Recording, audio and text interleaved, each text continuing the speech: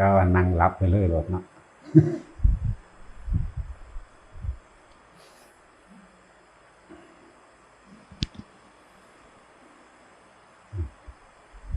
พอจะอีดมากอยู่ตัวนี้นะบัดแล้วอันที่ทางบ้านทั้งเอาไปเด้อย่าร้อยก็เลย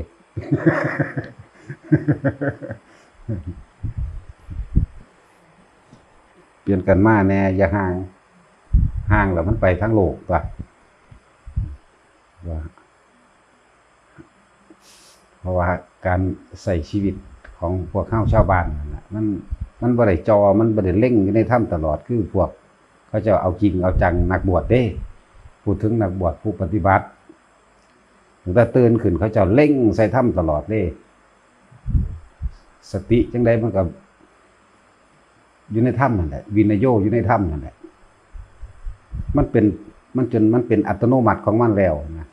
เพิ่มขึ้นมันก็ไปเป็นของมันโหลดมันฝึกมานานพวกชาวบ้านตื่นขึ้นเพิ่มขึ้นยังคิดสิไปหาถ้าผู้สีเขา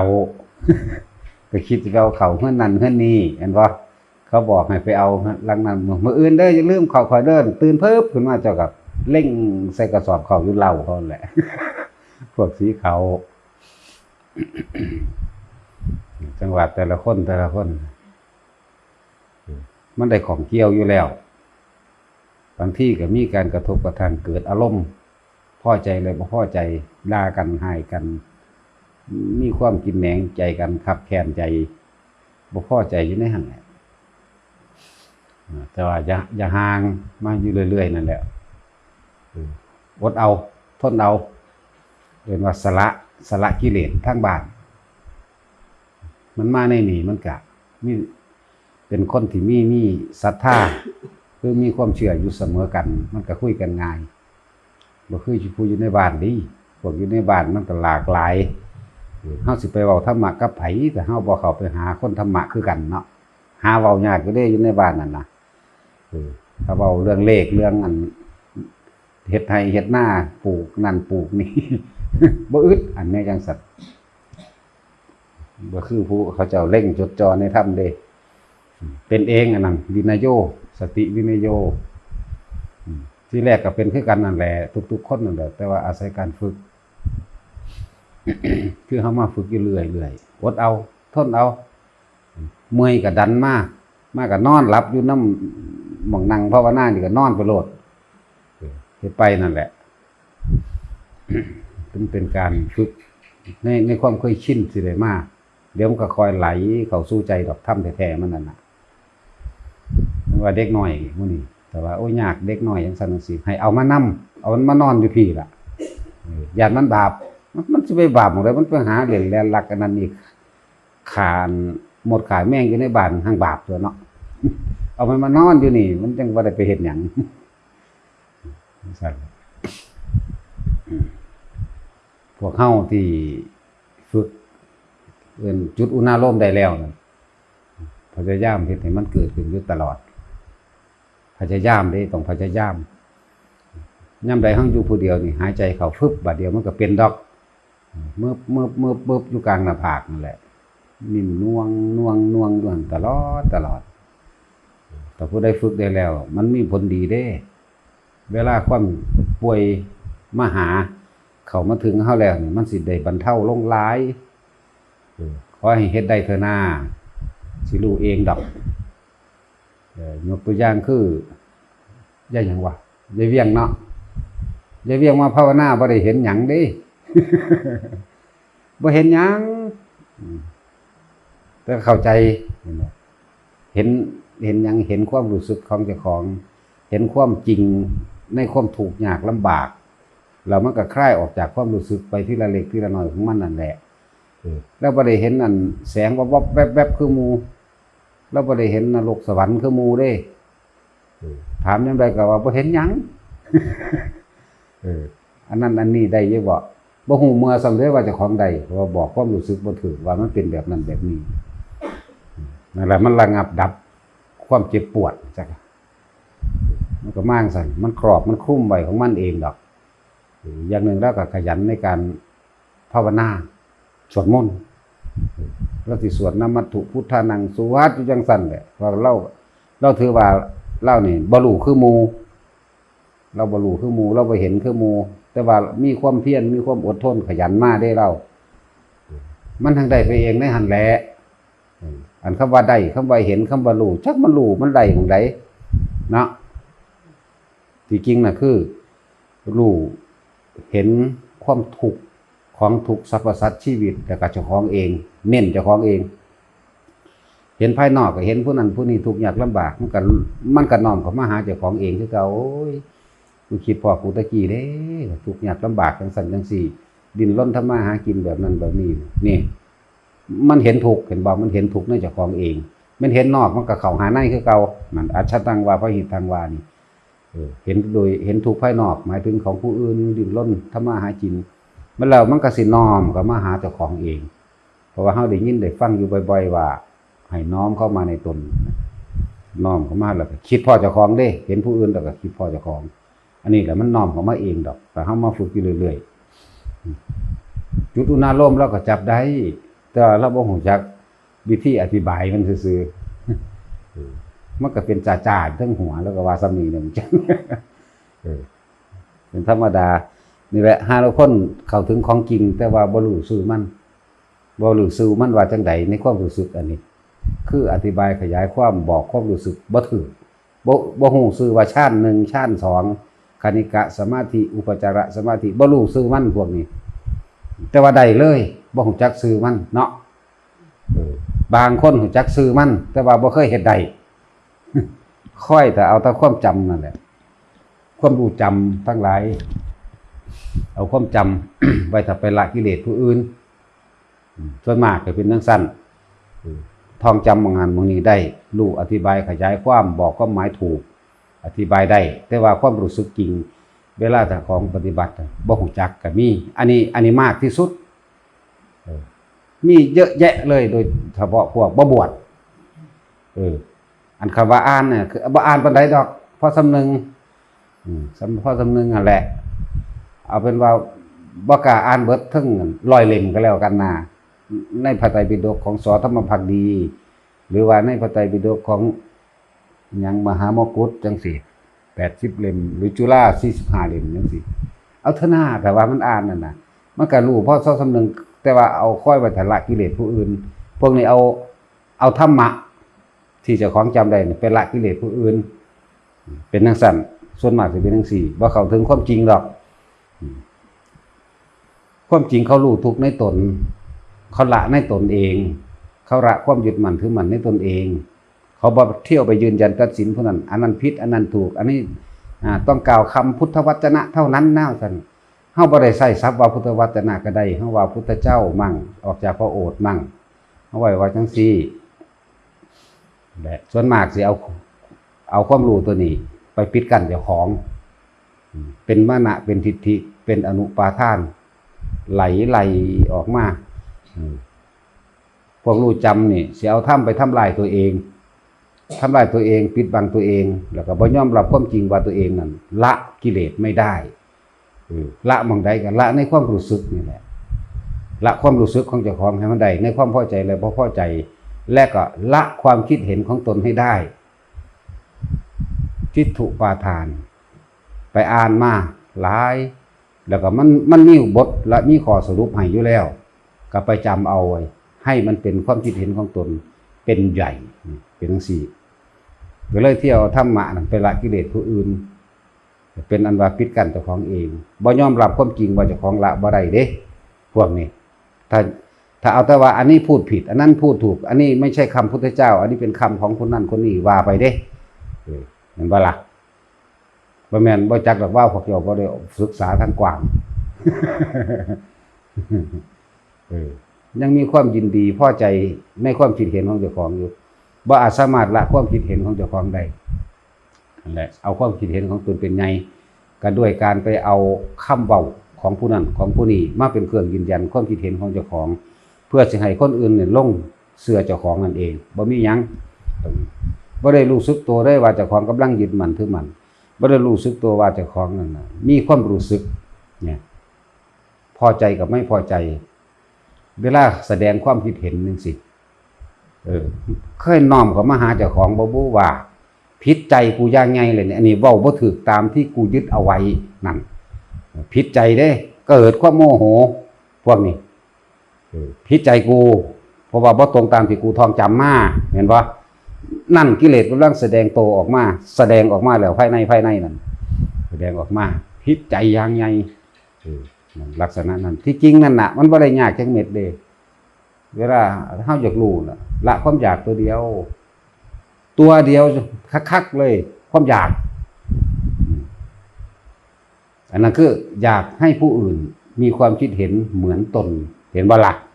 อยากให้ผู้อื่นใช้คำพูดเหมือนตนอยากให้ผู้อื่นใช้ศัพท์เหมือนตนดังที่ตนท่องจำเอาไว้ได้นั่นมันเป็นสัตว์นี่แค่ละความคิดเห็นตัวนี้โตเดียวนี่อันนั้นเป็นแค่คำเว้าดอกอันความคิดเห็นที่จริงความรู้สึกที่ไม่พอใจแสดงออกมากูบ่พอใจเว้ากูแบบนั้นเว้ากูแบบนี้เนาะบ่พอใจนั่นบัดนี้ พวกเฮาถ้ารู้ซึ่งแจ้งถึงปัญญาแล้วให้เอาปัญหาต่างๆที่เขามาตำหนินินทาปรับมาทางปัญญาปรับจังไดวางความคิดเห็นเข้าใจบ่วางนี่แค่คำว่าวางความคิดเห็นแต่ว่าในความรู้สึกเฮา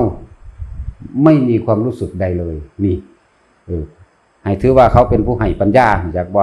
เนี่ยให้เขาแบกตัณหาอุปทานของเขาไปคือความอยากของเขาเองเขาอยากให้เฮาใส่ทรัพย์แบบนั้นต้องท่องจำต้องแบบนี้ต้องแบบนี้ได้เขาของเฮานั่นให้เบิ่งเราสะเทือนเข้ามาในใจเจ้าของเด้อคิดถึงผลของมันคือโทษถ้าไปยึดความเห็นไม่จำเป็นต้องเถียงกันให้ชนะบ่ต้องเป็นอันนั้นเฮาบ่ได้ถือเอาความแพ้เอาถือความชนะแต่ว่าเฮาสิละความรู้สึกที่พอใจของเราถ้ามีคนเว้ามาบ่ถูกใจนั่นแหละแสดงว่ามันยึดความพอใจความถูกใจแม่นบ่เข้าใจบ่นี่เว้าง่ายที่สุดแล้วเว้าภาษาละเว้าภาษาใจถ่ายทอดภาษาใจเด้นี่ถ่ายทอดภาษาความรู้สึกบ่ได้ถ่ายทอดคำสอนที่ท่องจำมาเฮ็ดจังใดมันก็มีมาในท่องจำมาบ่แห้งล่ะตะกี้เฮาก็ท่องจำมาคือกัน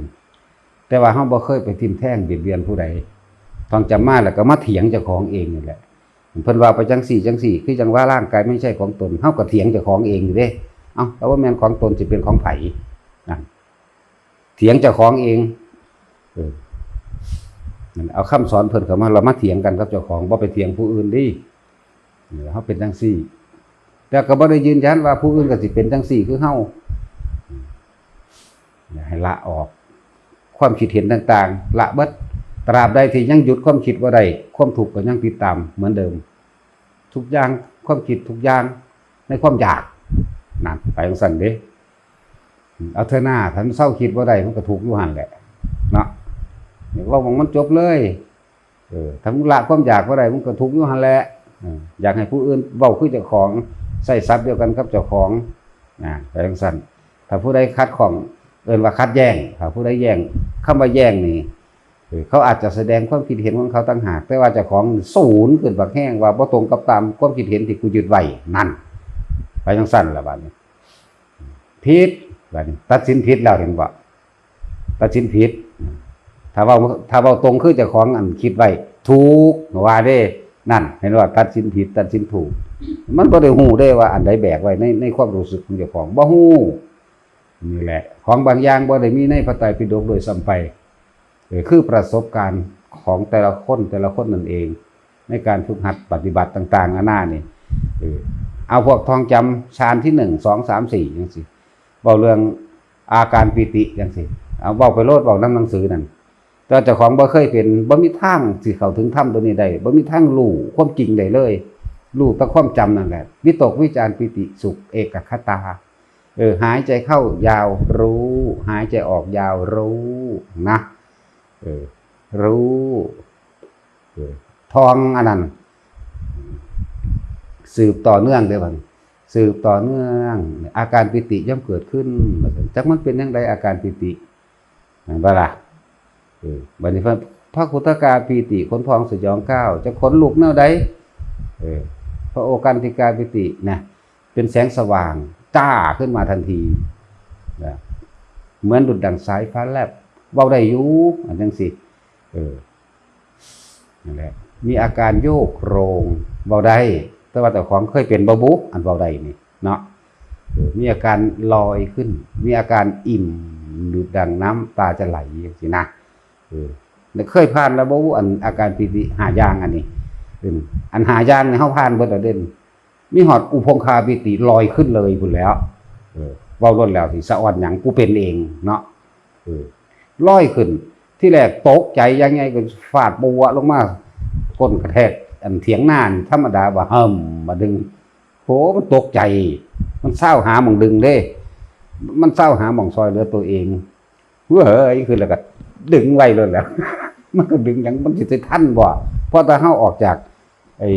สติตัวนั้นมันบ่อยู่กับตัวหรอกมันย่านน่ะมันตกใจน่ะมันก็วึดลงแล้วธรรมชาติของการซอยเหลือตัวเองเอฟเฟกต์ว่าเฝ้าดึงไว้แล้วปัวหุ่นลงหุ่นแม่มึงว่าดีว่ากูเป็นอีหลีตัวนั่นแหละค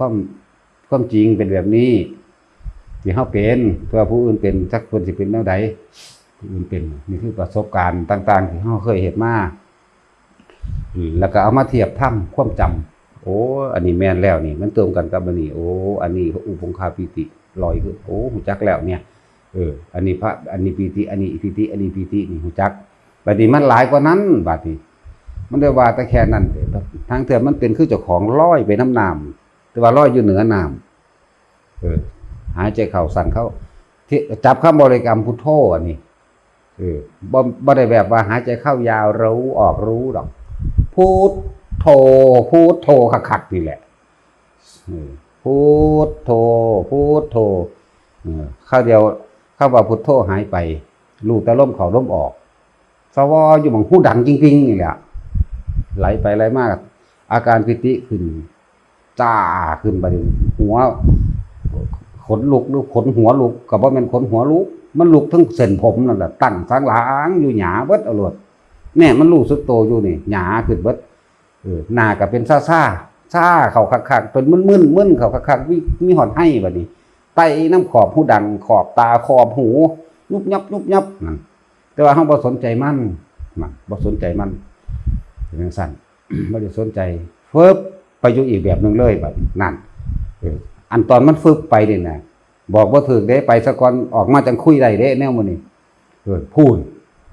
ไปหาเที่ยวสวรรค์นรกเฉยอยู่พุ่นน่ะไปซะก่อนออกมาจังเว้าได้มันบ่เว้าได้ดอกตอนนั้นสิไปเว้ากับไผจังว่าอ๋อกูฝันบ่เนี่ยที่แรกก็เป็นแบบนั้นอยู่แต่ว่ากูฝันว่าเขาว่าอุปทานก็เอามาเทียบเบิ่งถ้าว่าอุปทานเนี่ยคนถึงเฮาจะต้องรู้จักการได้ยินได้ฟังมาซะก่อนแล้วจังตั้งความหวังเอาไว้ยึดเอาไว้ว่าต้องเป็นแบบนั้นดีนะอันนี้มันบ่แม่นนะนี่เฮ็ดดูเขาก็เริ่มรู้บ่แม่นอุปทานสิเป็นนิมิตหยังก็สร้างที่เป็นจิตสร้างขึ้นก็สร้างหรือบ่สร้างขึ้นก็สร้างบางอย่างมันก็จริงนั่นเป็นจริงบ่แม่นแค่นั้นเอาเดี๋ยวนึงก็นั่งอยู่บ้านตาดคักๆนี่แล้วเอาว่าเปิดเบิ่งกูดูเดินจงกรมซ้ำนะตอนเดินจงกรมไปขวาพูดซ้ายโทขวาพูดซ้ายโทเอาอยู่ว่าซ้ำนั้นประมาณตี 2หรือตี 3เดือนข้าวเดียวนึงบ่โดนเด้อันสิบ่ทันพอชั่วโมงหรอกอันย่างอยู่นั่นผีจากวันสิมาจากนรกอันใดเพราะหัวใส่ก่อนหน้าเฮานี่เลือดอาบเต็มยางอยู่คุบเข้าลงได้เป็นแบบตกทั่วลงมาเลยบัดเถาะอันนี้บ่ได้เห็นข้างในบ่ได้เห็นในนิมิตแต่เห็นข้างนอกเลยตัวลงมาคุบเข้าจักว่ายังอาบหัวอยู่จักทั้งเป็นคือห้อยใหม่ทั้งเป็นคือห้อยเลือดจะบอกบ่ถูกว่าเป็นดำๆต้องเป็นห้อยเลือดเต็มยางอยู่ยกพนมมือขึ้นอย่างดีซั่นน่ะโอ้ยว่าผมขอบุญน้ำแนวสั่นแม่งกูเฮ็ดจังไดเนาะกูสิว่าจังไดเนาะก็อีมีนาบุญญากะเมนะอุปัชฌายาโคโนตราหั่นแล้วเว้าจนจบพุ่นเด้แต่ว่าประมาณ3นาทีบ่ได้จบดอกที่จริงกันนะแต่ว่าประมาณ3นาทีนั่นโซ่มาทางใดบ่แล้วทางหลังมันนั่นแหละมันมีคน2คนบักใหญ่ดำปึดบักห่านั่นก็เลยในนิรบาลตะกี้บ่ฮู้จักหมอนมาฮอดก็เอาโซ่นี่คล้องดึงหายบึ๊บไปเลย ดึงหายรูปลงไปในดินนั่นแหละอันนี้บ่มีในพระไตรปิฎกดอกเว้าฟัง บ่มีบ่แม่นพุทธวจนะอันนี้เฮาประสบการณ์เฮาเองนั่นแหละหายปุ๊บลงไปในดินนะครับโอ้ยยามเช้าโอ้ก็อีมีนาเก่งอีนาเก่งมันสิได้แดกว่าโคตรพ่อโคตรแม่บ่อีมีนาเก่งเพิ่นว่าเฮาเฮ็ดวางได้ซั่นน่ะเฮาบ่ได้ถามหยังที่ซื่อๆนี่แหละเข้าไปกราบเพิ่นยามมื้อเช้าจังหันเพิ่นลงเทศน์ไปของเพิ่นดอกอีพ่อนั่นโอ้ยอีมีนาเก่งสิได้แดกบ่ซั่น วางได้ซั่นบ่ได้เว้ากันเข้าใจบ่ได้เว้ากันคิดเพิ่นเว้าออกเฮาเป็นผู้คิดจะเฮ็ดจังได๋ซะคือความคิดเด้นี่เว้าความคิดก็แค่ว่าขอบุญนี้ถึงแด่ท่านผู้นี้ตัวซั่นเอาคือบ่บอกซั่นตะกี้โอ้ก็ซั่นก็กูผิดเตาะเพิ่นว่าก็แม่นตัวของบ่บอกเองแหมก็ถ้าของตัวผิดเป็นพ่อเป็นหยังคือบ่บอกลูกมันปึกอย่างว่าล่ะ นี่ก็เว้าให้ฟังนี่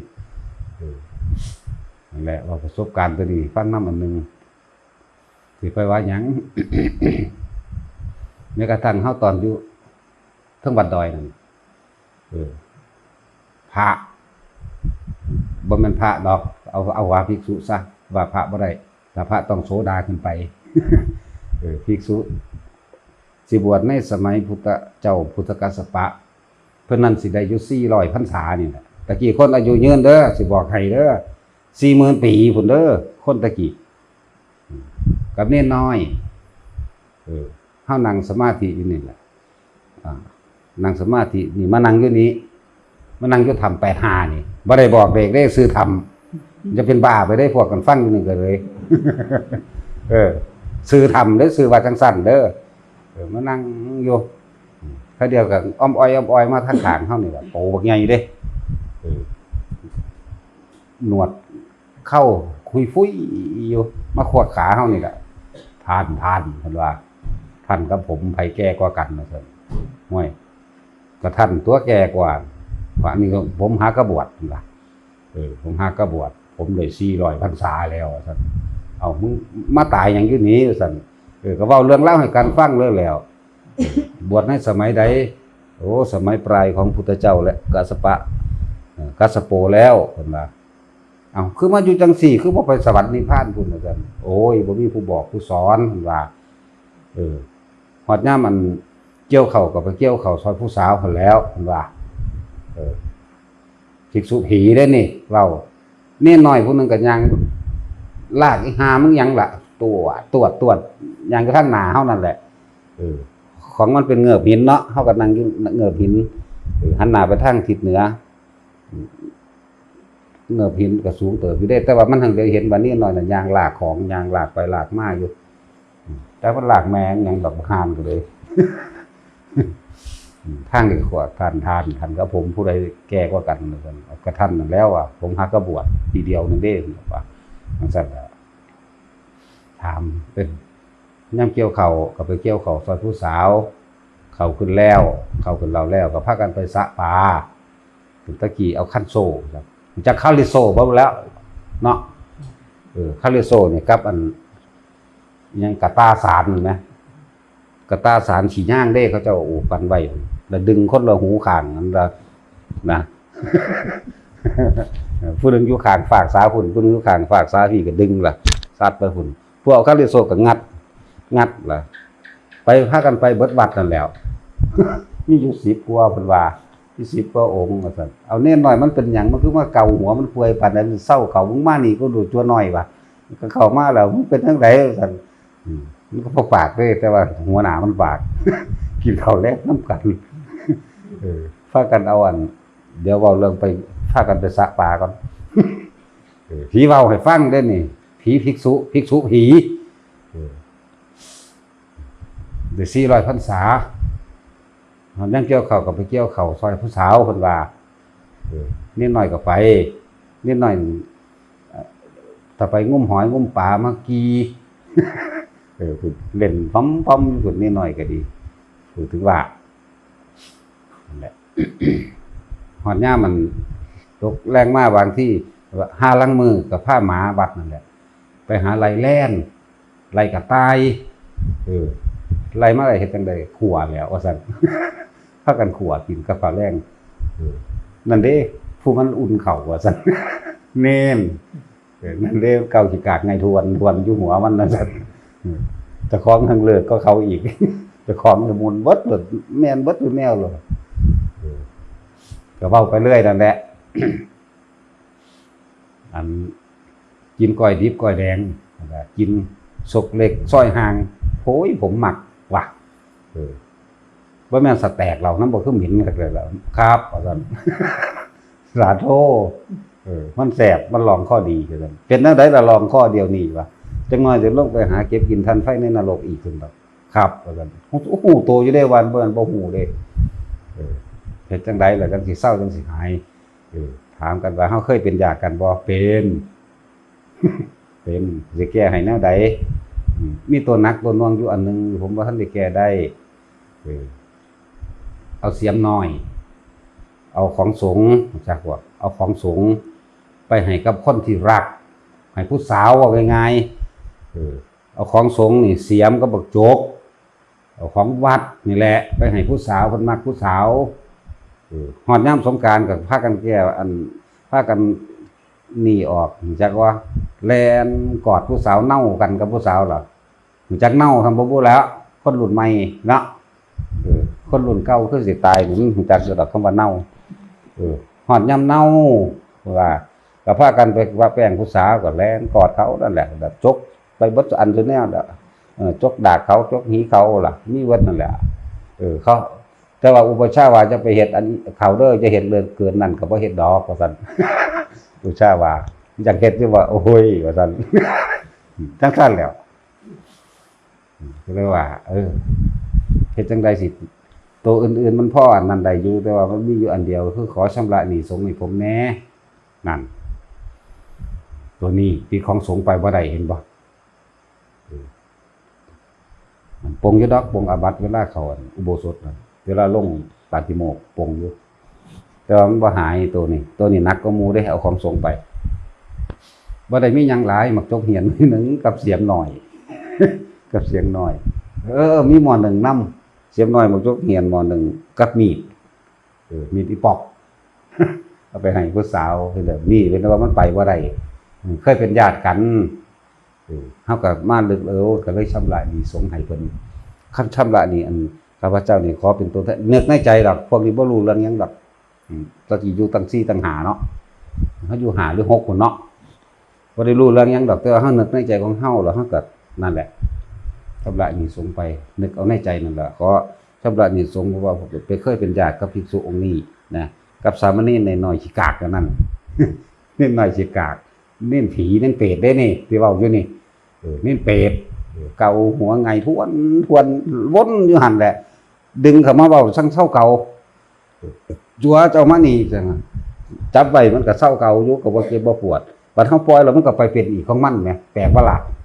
เกาเลือดย่อยอยู่หยังบ่ตลอดมันเฮ็ดหยังแน่ถามมันก็เฮ็ดทุกแนวแล้วทางเทียมมันก็ว่าอีหยังตามธรรมดาแล้วหนูหวายมันหากินกลางคืนจังหนูหวายบ่รู้แล้วคนซุมื้อนี้เนาะมันไปเบิ่งไว้มันกลับไปหาขึ้นจกเอาในโกนนั่นแหละ หนูหวายบางตัวมันก็อยู่ในโกนบางตัวมันก็อยู่ในดินได้บางตัวก็อยู่ในโกนไม้จังซี่มันไปกับหมาหมาพ่านแค่ว่าบ่เห็นหมาเด้ล่ะบ่เห็นผีหมาว่ะเห็นแต่อันผีเน้นกับมันผีหลวงพ่อนั่นแหละ บ่เห็นถามหมาพวกนั้นไปจังไดหมามันตกนรกคือกันเด้อซั่นหมาก็ตกนรกเลยบ่แม่นเด้ว่ามันบ่เป็นน่ะเนี่ยเว้าฟังซื่อดอก ตั้งอยากเว้าซื่อนี่แหละ ชำระหนี้สงฆ์ให้เพิ่นแล้วแต่ว่าบ่ได้ไปสวรรค์เลยเด้ ไปเกิดเป็นอันอมอซะก่อนก็อมอบ่ล่ะไปเป็นควายใส่คาหนีเขาซะก่อนก็ดีตัวดีก็เป็นอันนั้นดีก็เป็นเปรตเป็นอสุรกายเฝ้าอยู่ได้หั่นผิดจากนั้นไปพุ่นล่ะแต่ว่าอานิสงส์เพิ่นมีอยู่ เป็ดไปเกิดเป็นควายเผือกเขาหักคือดอกควายดอนนั่นแหละ มันจะควายดอนเนื้อถึงสั่นไปน้ำกันนั่นแหละกับพี่เน้นนั่นน่ะพี่เน้นสิกาก เกาหัวเลิกเวิร์ดไงทวนปั่นค้นยามันได้ว่าห้องด่าได้เกาไปดากมันเกาขาดเบิดเอาหลอดดากก็ขาดว่าดากหลวงพ่อมันก็คือกันหมุนเบิดทั้งสี่มีตัวอย่างหนึ่งเขาก็เลยชับลายสงบ่แม่นของง่ายเด้อเอาของสงบ่ได้แม่นของง่าย บ่ได้แจ้งในที่ประชุมสงฆ์ว่าผมจะเอานั่นเอานี่ไปหั่นก็บ่กล้าแจ้งแล้วเนาะของเอาไปให้ผู้สาวมันบ่ล่ะยายศิลป์คือเจ้าได้เจ้ารักให้โลด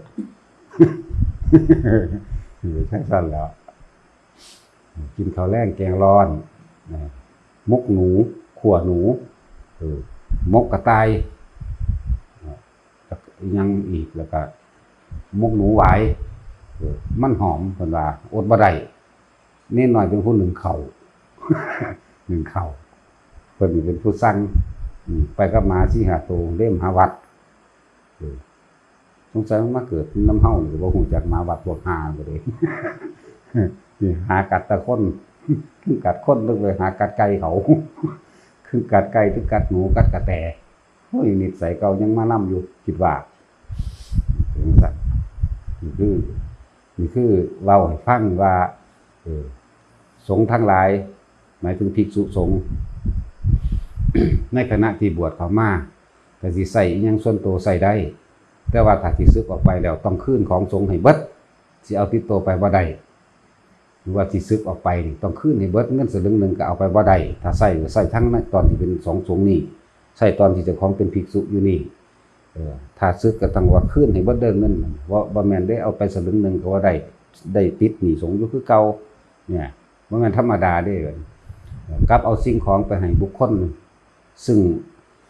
ยกเว้นบิดามารดาเอาไว้ยกเว้นพ่อแม่เอาไว้นอกนั้นเอาไว้ให้ผู้อื่นโดยความเสน่หาผิดเบิดอีกเอาของสงฆ์ไปนี่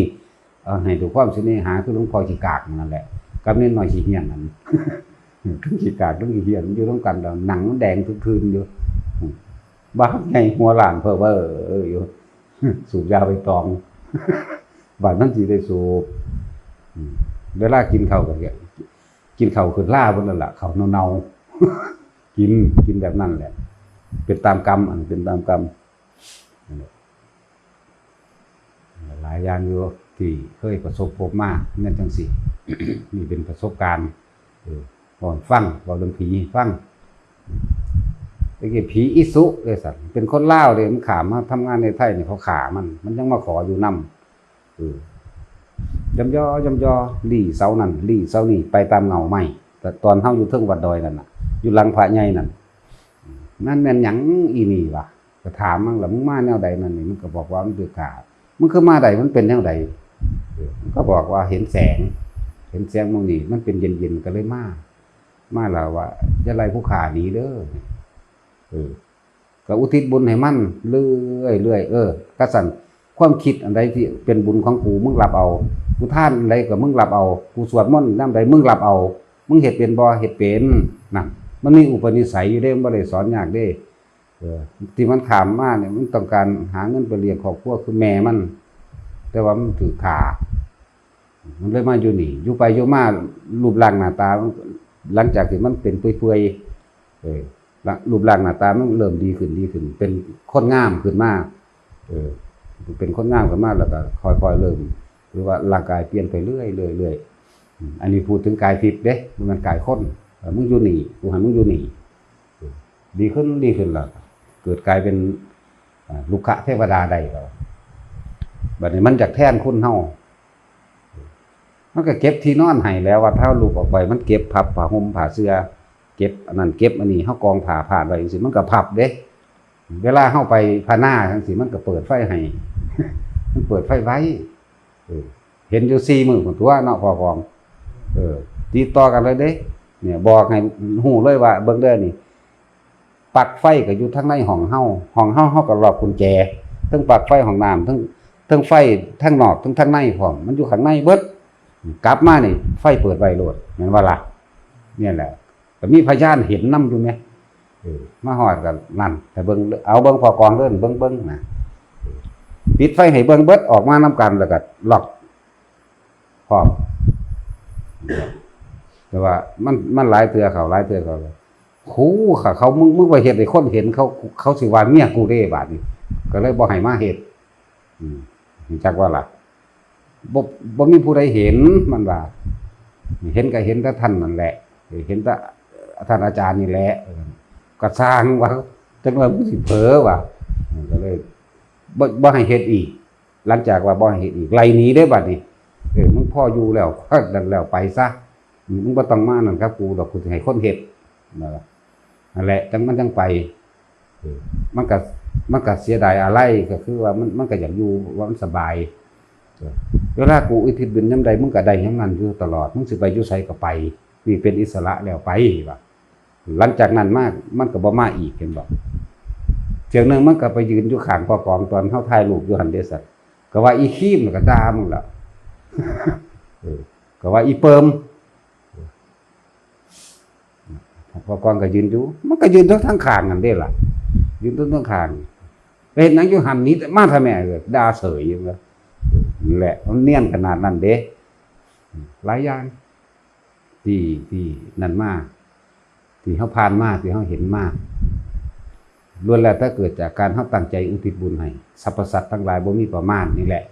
เวลาเฮาทำบุญขอให้อุทิศบุญอย่าขี้ทีแสนีทีเหนียวก็บุญเวลาใดที่มันเป็นบุญเวลาคือใจเฮามันสงบนั่นเองเฮาบ่มีความคิดฟุ้งซ่านปรุงแต่งแสวงหาในความอยากได้ดีมีเป็นกับสิ่งใดๆทั้งสิ้นในขณะนั้นบุญได้เกิดขึ้นแล้วอุทิศออกไปมันเป็นประโยชน์จึงบอกว่าบุญนี่คือความสงบเย็นและเป็นประโยชน์ อุทิศไปเรื่อยจากคนที่เป็นศัตรูก็กลายเป็นมิตรจากที่บ่รู้จักกันก็มารู้จักกันจากรู้จักกันกลายเป็นมิตรที่มีความซื่อสัตย์สัมพันธ์ไปทางใดมาทางใดก็สร้างเขารักษาเขาเองดอกโดยที่บ่ได้บอกบุญนั้นเกิดจากการให้ทานเฮาก็เฮ็ดอยู่แล้วซุมื้อบ่เคยขาดเฮ็ดอยู่แล้วซุมื้อบุญนั้นเกิดจากการภาวนาคือสวดมนต์มื้อนี้เฮาก็เฮ็ดอยู่แล้วซุมื้อบุญนั้นเกิดจากสมาธิบัดวิปัสสนากรรมฐานมื้อนี้สมถะวิปัสสนากรรมฐานมื้อนี้เฮาก็อุทิศออกไปนะเฮาเฮ็ดอยู่4ซุมื้อเฮากระจายออกไปเรื่อยผู้ใดสามารถรับได้ก็รับไปรับบ่ได้เฮาก็บอกวิธีรับนะบ่แม่นธรรมดาเด้ขนาดนั้น จึงบอกว่ามาแนวใดก็สร้างมาหลายก็เอาบุญให้มาดีก็เอาบุญให้เนี่ยมันก็ดีแก่เจ้าของเองดีหม่องใดมันว่างเฮาบ่ได้ขี้ที่เหนียวเด้บ่ซั่นสิว่าการทำบุญทั้งเบิดคือการช่วยเหลือผู้อื่นหรือการรักษาศีลก็คือการรักษาผู้อื่นนั่นแหละทานนี่คือทานขาดเนี่ยเฮาบ่ได้คิดมุ่งหวังปรารถนาว่าสิเอาบุญตัวนี้ไปใส่ในให้พบหน้าเด้บ่ได้เอาไปใส่บัดตายเด้ใส่บัดนี้เลยดับทันทีโลดดับหยังดับความอยากดับเอาโลดบ่ได้ปรารถนาว่าสาธุเด้อขอบุญที่ข้าพเจ้านี่ขอให้พวกเขาเป็นเศรษฐีร่ำรวยนั้นนั่นนี่สิได้เป็นพระอินทร์พระพรหมบ่มีความปรารถนาอยากในความอยากเป็นใดๆทั้งสิ้นแม้กระทั่งพระอรหันต์ก็บ่อยากเป็นแล้วก็บ่เป็นอีกเดี๋ยวนี้ก็บ่เป็นซื่อๆอยู่เป็นตั้งแต่ว่ารอดแต่เวลาถ้าตายไปเผาถิ่มเท่านั้นแหละแม้กระทั่งความอยากเป็นนี่ก็บ่อยากอยู่คันกินข้าวอยากพวกเจ้ามาส่งข่อยว่าเนาะเห็นว่าจะต้องฮอดแต่ยังอยากมาส่งข้าวข่อยอยู่บ่ว่าได้ยังมีความอยากมากอยู่ เรื่องลึกลับซับซ้อนมีมากมายกว่านี้อีกเรื่องของกรรมเป็นเรื่องที่อธิบายยากถ้าผู้ใดเข้าไปสู่เข้าไปเห็นด้วยตนบ่แห้งแล้วมันก็เฮาบ่ได้ยืนยันตัดสินกับไผดอกเพียงแต่ว่าเฮาเว้าในสิ่งที่เฮาฮู้เฮาเห็นแค่นั้นเองประเภทอสุรกายแปลว่าย่างทั้งหลังถ้ากันถ้าบ่เคยเห็นก็นึกคิดจินตนาการเอาเด้อว่ามันย่างทั้งหลังแนวใดคือเฮายืนขึ้นมาทางหน้าตีนมันก็ไปทางหน้าอยู่แขนมันก็ไปแบบทางหน้าอยู่แต่ว่าหัวมันน่ะมันหันมาทางหลังเวลาย่างนี่ย่างทางหลังจักตามธรรมดาเฮาย่างไปทางหน้าคนก็อยู่ทางหน้าแม่นบ่อันนี้หน้ามันมาอยู่ทางหลังแล้วก็ย่างทางหลังเคยย่างถอยหลังบ่เดินแบบนั้นก็มีเนี่ยเฮาเดินไปเดินจงกรมบ่แม่นว่าสิไปเฮาสิเดินตามทางเป็นแปลนเด้ย่างไปแบบใดก็ได้ก้มเงยอยู่รอดหันนี่อยู่ก็สร้างแต่ว่าใจของเฮาอยู่ในคำภาวนาจักว่าล่ะ เป็นพุทโธอยู่เรื่อยๆมันบ่ประกอบกันกับเท่าก็ตามมันบ่ประกอบกันกับลมเข้าออกก็ตามแต่ว่ามันเป็นพุทโธของมันอยู่แล้วเป็นบัดสิเห็นก็เห็นมันก็เวิบขึ้นมาโลดตื่นอยู่ได้ล่ะ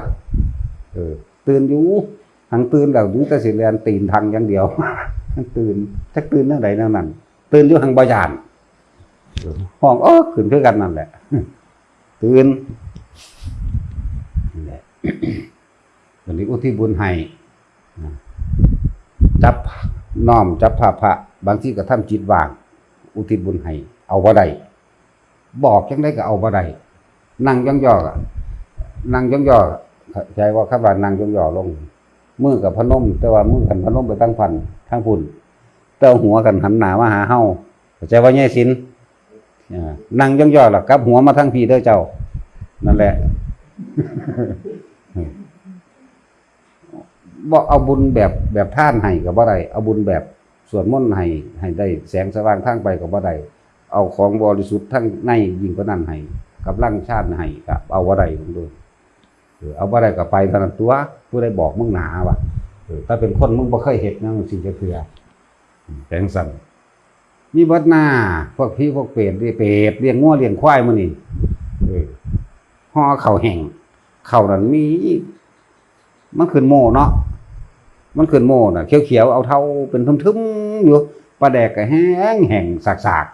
ๆเลี้ยงควายอยู่วัดดอยนี่แหละว่าแม่ยังไกลเถอะเอานี่ล่ะเนาะฮอดถึงเวลามันก็ปงเลงเด้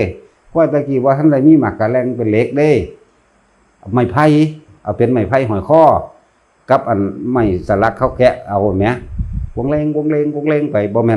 นหมากกระดิ่งเด้อบ่ได้แม่นของสมัยใหม่วงวังซะไปวงวังเคียงเลงไปโป่งไปนะจังซี่นะเอิ้นมาอุทิศบุญให้ก็เอาบ่เป็นหยังให้ก็เอาบ่เป็นสิได้มึงกินหยังก็เอาห่อเก่ามาให้เบิ่งใส่ถุงเที่ยวเด้จักก็ถุงเที่ยวจักถุงเที่ยวบ่พวกนี้พกใส่นี่ล่ะถุงเที่ยวมีมีดอันนึงมีดตะกอกพกอยู่หั่นแหละผ้าดำคาดเอวเก่ายังก็เลยแล้วก็กินนั่งกินข้าวมึงกินกับหยังก็กินอันนี้แล้วมันก็จกไม้เบิ่งก็กินแบบนี้ซั่นนั่นแหละนี่เป็นแค่ประสบการณ์ที่เฮาเห็นมาอุทิศบุญให้เอาบ่เป็นถามว่าเวลาเป็นบุญเป็นงานสมัย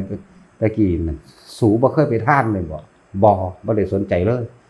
คิดว่าบาปบุญบ่มีนั่นไปจังซั่นน่ะเวลาพามาสูเฮ็ดแนวใดย่างหนีบ่เห็นคือทำท่าบ่เห็นแล้วเลี่ยงไปทางใหม่เวลาคนไปทำบุญสู้ว่าจังไดว่า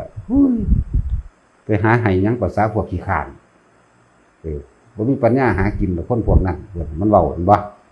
บ่มีปัญญาหากินหาขอเขากินแต่ผู้ใดอยากสบายก็โกนหัวบวชเอาเนี่ยมันเว้าไปจังซี่เด้มันเว้าดักคนมันก็เลยเป็นบาปกรรมอันง้อควายนั่นก็บ่แม่นตัวจิตวิญญาณอีหยังดอกเพราะว่าเป็นโดยกรรมของมันเองอีกพวกนึงก็ขนหินกึบกลับอยู่หินบักใหญ่มีตะแบกบักใหญ่เด้หลายเด้บ่น้อยเด้พวกขนหินพากันว่าขนหินเฮ็ดหยังเฮ็ดเขื่อนเบิ่งดูหั่นเฮ็ดเขื่อนกันน้ำหินจังได๋สิไปกันน้ำได้เด้เนาะเอาเลี้ยงกันขึ้นแล้วก็พิษกันตีกันสะแซวซะก่อนแล้วพังหินนั่นขึ้นมาใหม่แล้วก็เซาตีกันแล้วขนหินขึ้นอีกเอาหินเลี้ยงขึ้นอีกแปลงสั่นพอคือจังมันได้สูงพอซ้ำนึงแล้วพิษกันแล้วตีกันอีกเลี้ยงไม่อยู่พอเท่านั้นโอ้หลายนรกนี่อยู่ทุกที่บ่ได้เรียกหม่องว่าสิอยู่สถานที่นั้นสถานที่นี้จังหวัดนั้นอำเภอนี้บ่แม่นมีไปชุมหม่องมีอยู่บัดชุมหม่องเราฟังอย่าพากันประมาทยังก็ดีพยายามภาวนาไว้พุทโธไว้นึกถึงพระพุทธเจ้าเอาไว้คำว่าพุทโธนี่คือสื่อของพระพุทธเจ้าปัดทุกพระองค์เป็นพระนามของความดีไล่คำว่าพุทโธนี่กับหนึ่งสิ้นไปก็ยังบ่ทันได้เบิดความดีของเพิ่นคำว่าพุทโธผู้รู้หยังก็ว่าไปเด้อตื่นหยังเบิกบานหยังก็ว่าไปเป็นผู้ตรัสรู้ชอบโดยพระองค์เองหลายอย่างมันหลายโหดบ่ไหลดอกพูดถึงว่าบ่ให้ฟังซื่อดอกบ่ให้ฟังว่าประสบการณ์ แต่ละองค์เพิ่นก็บ่คือกันบัดนี้เฮาสิว่าทุกคนนั่นน่ะพยายามให้อยู่ในฌานเพ่งอยู่ในอารมณ์เดียวนั่นแหละฌานก็เลยบ่ต้องไปว่ามันแบบนั้นแบบนี้ดอกเพ่งอยู่ในอารมณ์เดียวเอาหยังเพ่งเอาความคิดเพ่งให้เกิดความรู้สึกเดียวนิ่มๆนวลๆนึบๆอยู่ระหว่างกลางหน้าผากนั่นแหละมันสิซื้อว่าจังได๋ก็สร้างดอกภาษาตัวหนังสือภาษาเว้าภาษาเขียนเฮาเอาความจริงที่เฮาเป็นในความรู้สึกสัมผัสได้นี่โลดทรงอารมณ์ไว้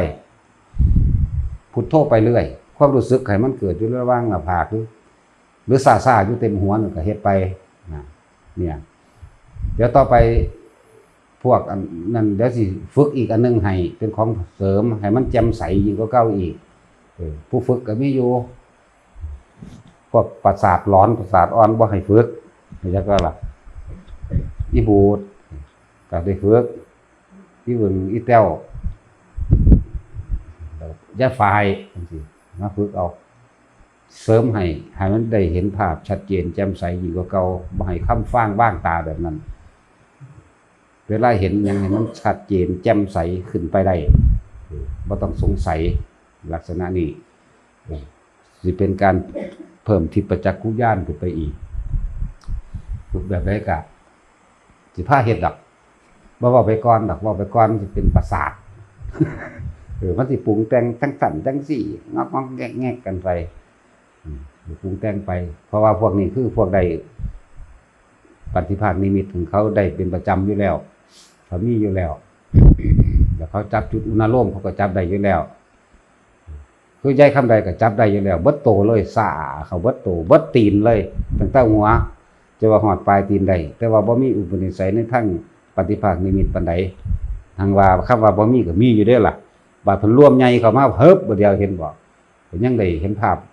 พระพุทธรูปอันเหลืองใสได้น้ำผึ้งเด้ของเพิ่นนั่นอุ้ยงามเนียนคือหยังนี่วู้ว้าผู้บ้าอยู่ตอนไปบ่เป็นเพราะว่าเราบ่มีสมองเราบ่มีปัญญาเราบ่มีแล้วก็ได้แต่อึ้งซึ้งหั่นล่ะเลยไปบ่เป็นแต่ถ้าเว้านี่มื้ออื่นผู้ใดจังสิคิดออกเว้าโอ้เพิ่นเว้าให้กูเด้มื้ออื่นได้จังคิดออกนี่ ตอนนี้ว่าเลยคิดหยังเลยนี่มื้ออื่นยามเช้าโอ้ละหัวได้บัดนี้ ขึ้นบัดนี้มันหยังบัดนี้วะอาจารย์เว้าบ่ว่านี่เด้บ่อุ้ยละสูนหยังเลย หัวขึ้น เดี๋ยวนั้นสั่นมันต้องไวกว่านั้นเดี๋ยวเฮาคอยเฮ็ดไปเรื่อยฝึกไปเรื่อยพวกนี้เอิ้นว่าเฮาเอาไว้แต่เป็นผู้ซอยไว้แต่เป็นอันคู่ฝึก พวกนี้สิฝึกให้พวกนี้ไว้แต่เป็นคู่ฝึกแล้วก็ให้มันมีความรู้ย่านแจ่มใสกว่านั้นเวลาตอบคำถามนั้นนี่แก้ไขปัญหาเหตุการณ์นั้นอันนี้เวลาคนถามคนถามเฮาเอาเฉพาะผู้สนใจเด้อันผู้ถามร้องภูมิความรู้เฮาบ่มีความรู้หยังเด้เฮาบอกเพิ่นว่าบ่รู้ดอกบวชก็หากับบวชบางทีก็แล้วดอกสะออนหยัง บ่รู้บ่จักมันก็แล้วหนีไปทิ้งไปได้สะออนแล้วแต่ไฟสิย่องแล้วแต่ไฟสิด่าคำสรรเสริญและนินทาเป็นดุจดังวายาพิษทำลายคนดีจักว่าคำสรรเสริญกับนินทาเปรียบดุจดังวายาพิษเนี่ยทำลายคนดีมามากนักต่อมากนักเด้ฉะนั้นเฮาบ่ต้องเป็นแมงหยังล่ะสบายดีเนาะ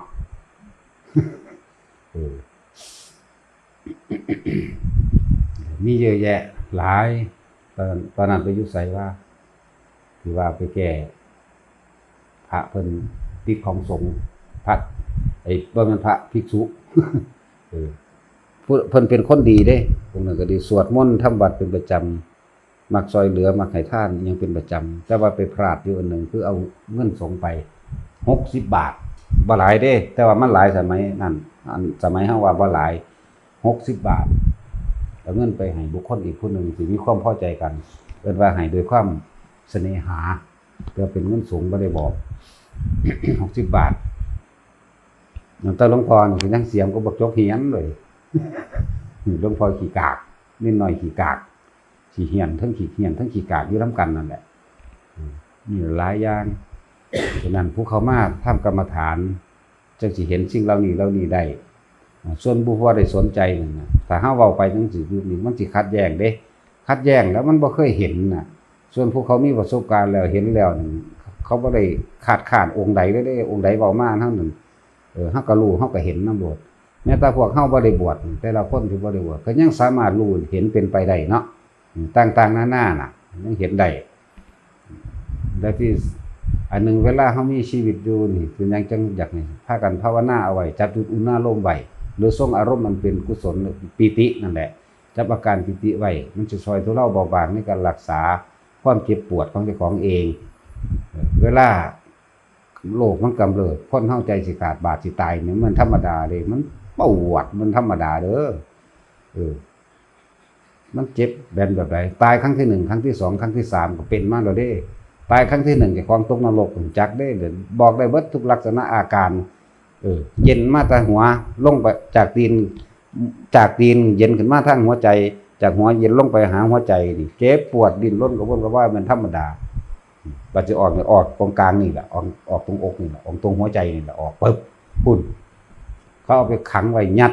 ฉีกไก่เดือนเป็นกระปั่นซ้ำกำปั่นเห็นว่าฉีกไก่เดือนน้อยฉีกตะแคร์นั่นน่ะเขาก็เหยียบข้อเขาลงแล้วเขาก็ยัดฉีกตะแคร์ลงใส่ปากเขามันบ่ได้อยากกินมันบ่ได้อยากยำแต่ว่ามันลงไปแล้วมันยังกินทั้งยำมันน่ะจักว่าพวกน้ำเมือกเหลืองๆขี้เดือนแตกออกน้ำดังน้ำตาอยากหากก็อยากหากแต่ว่าหากบ่ได้ได้กลืนกินลงไปเจ็บบุ่นปวนท้องธรรมดาตกขนาดเสี้ยวเดียวเด้บ่ธรรมดาเด้นั่นน่ะเบิดตัวนั้นแล้วก็ไปลงเป็นคือคุกก้อนหินเอาไปขังไว้แล้วน้ำสิค่อยๆพ่นขึ้นมาจังว่าต้องจินตนาการเอาคือเฮาอยู่ในถังนี่แหละแล้วเขาสิปล่อยน้ำเข้ามานี่น้ำค่อยไหลเข้ามาบัดมันสิหายใจบ่ออกมันก็เหลือแต่แงนดังขึ้นไป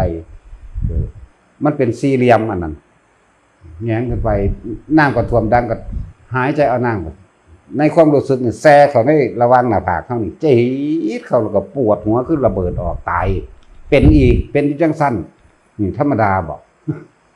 ตกนรกอันนี้เราเรื่องแต่ของตกนรกนั่นแหละเว้าเราเรื่องขึ้นสวรรค์บ่ค่อยได้ขึ้นว่าเรื่องนรกซะแพงสั้นนี่ว่า2เรื่องเล่นในของตกนรกเป็นแพงสั้นแต่คือเฮาใส่ติ้งแตกเมื่อกี้เด็กๆอีกนี่ตายครั้งที่3เด้อนี่อันนี้โอ้ยบ่อยากขึ้นมาจากเมตรนี่จักว่าตัวบ่ได้อยากมาจากเมตรเลยแต่ว่าเป็นหยังเฮาคือบ่เจ็บบ่ปวดก็เพราะว่าเฮาเพ่งเอาอาการปิตินี่เลื่อนลงมากรบเกลือนไว้ทุกคนที่มันเป็นแล้วเกิดแล้วเข้าใจหน้าที่เว้าอยู่เดียวนี้เนาะว่ามันเลื่อนลงมาไว้แนวใดเปรียบเสมือนคือลูกประคบนี่เอาไปเต็งไว้มาหันปึ๊บมันก็เศร้าปวดโลดเสยทั้งหูจักอยู่พอตากีดๆบ่ต้องหูจักว่าโอ้เจ็บอยู่เท่านั้นแหละทั้งอยู่ได้บ่เห็นว่าสิตายได้ล่ะบ่ละจะว่าฮอดเท่าใด15มื้อจังไปพาออกที่จริงตายเด้หูจักว่าล่ะตายเด้อล่ะแต่ว่าชาติมันรักษามื้อนี้ไว้มันเลยบ่เน่าเลยไปว่าซั่นสิเว้าหยอกกับเขาบ่หยอกกับหมอเฉยมีแต่พวกเจ้าล่ะเป็นบ้าเจ็บข่อยบ่ได้เจ็บได้ปวดอีหยังบาดมันเอาบ่อยู่ข่อยหาวิธีช่องให้มันพอระบายความเจ็บปวดได้ก็เข้าปั๊บโลดสบายนั่นแหละเฮ็ดให้มันตายมันเสือกบ่ตายเฉยนี่แหละผลของการปฏิบัติธรรมมันบ่แม่นว่าเฮาสิได้อิหยังหน่อยเด้เยอะแยะมากมายในการรู้เห็นเป็นไปในเรื่องของกรรมในเรื่องของแม้กระทั่งจุตูปาปัตตญาณจังซี่เฮาก็ฮู้จักผู้ใดเกิดมาจากสายตาแล้วสิไปใส่ก็ฮู้จักเฮาก็แก้เอาบอกแนะนำจังซั่นจังซี่ให้สิเฮ็ดหรือบ่เฮ็ดก็เรื่องของเจ้าเด้อันนั้นจังซั่นจักอยู่จังซี่มันมีประโยชน์ตั้งหลายอันหลายอย่างประโยชน์ในการที่มีชีวิตอยู่นี่คือเฮาสามารถระงับความเจ็บปวดได้รักษาโรคได้รักษาบ่ให้เจ็บปวดนั่นแหละคือกันล่ะกับกินยาแก้ปวดโรคนั้นน่ะมันตายกับร่างกายอยู่แล้วร่างกายบ่เป็นของเฮาเนาะมันบังคับบ่ได้เป็นไปตามความรู้สึกของเฮาดอกนี่เว้าภาษาเฮาเลยง่ายๆดีบ่ต้องไปเว้าดอกซับนั่นซับนี่นะเว้าถึงความรู้สึกโลดนี่ล่ะธรรมแท้คือความรู้สึกอันนั้นเป็นภาษาจิตบ่ใจบ่วิญญาณบ่ความรู้สึกโลดเวลาคนด่ามาศูนย์บ่รู้สึกว่าศูนย์เขาบ่จะต้องหวดจะต้องใสเศร้าศูนย์ล่ะติ นั่นแหละก็เอิ้นว่าละกิเลสนั่นแหละเอิ้นว่าละความคิดเห็นน่ะละมันสิเห็นปั๊บโลดเขาเว้ามาด่าก็เป็นสมบัติเขาย่องก็เป็นสมบัติเขาเห็นบ่ล่ะเป็นเรื่องของเขาเนี่ยเรื่องของเราบ่มีเห็นบ่ล่ะแต่เขาด่ามึงด่าไผก็ถามมึงที่เฮ็ดคือศูนย์นี่ตากึ่งมึงด่าไผตัวนี้ด่ามึงนั่นล่ะติกูวันด่ากูแล้วก็แล้วตัวเนาะง่ายๆยากหยังเขาย่องก็คือกันดีใจหัวยิ้มแฮ่อยู่หั่นแขวก็บ่มีเนาะสั่นแหละเขาย่องมาถ้าถูกใจเขาก็ย่องถ้าบ่ถูกใจเขาก็ด่าละอารมณ์ความรู้สึกในความพอใจตัวเดียวขาดดับเบิดโลกนะเอาสมาทาน